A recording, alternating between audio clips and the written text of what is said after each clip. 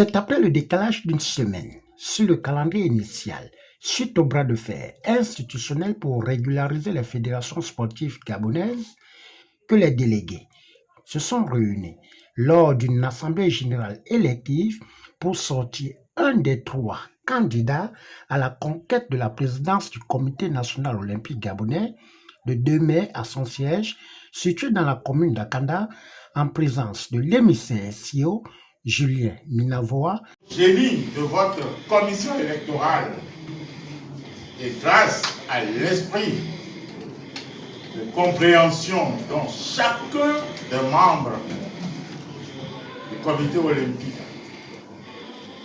a fait montre, vous êtes sortis de l'ordinaire. Vous avez trouvé la voie, les techniques et tout ce qu'il faut pour réussir. Permettez-moi, Monsieur le Président, de poser une question. C'est une question standard que je pose partout où je passe pour les élections. Est-ce que, au sein du corps électoral, y a-t-il quelqu'un qui reproche quelque chose à ces élections? Limpide. C'est Monsieur Pangou Membo qui est élu président de vos titres. C'est devant les acteurs sportifs et les délégués, après dépouillement, que le nouveau homme fort du CNOG, le général Sylvain Florent Pangou Pembo, conscient des enjeux et immenses défis, n'a pas hésité à dresser la boussole de cohésion pour lier le bois au fer pour la stabilité du sport gabonais, poumon économique. Le sentiment, c'est un sentiment de satisfaction parce que le processus est arrivé à son terme. Quand il s'est agi d'organiser cette élection, ça a fait l'objet d'une suspension au motif que les fédérations n'étaient pas à jour et il a semblé apparaître un bras de fer entre le ministère des Sports, donc la tutelle, et le Comité national olympique.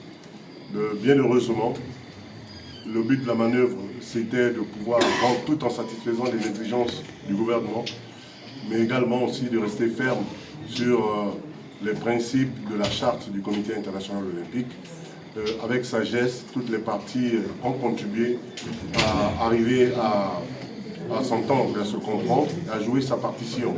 C'est ce qui a fait décaler l'élection de la semaine dernière à aujourd'hui. Donc dans la continuité, le prolongement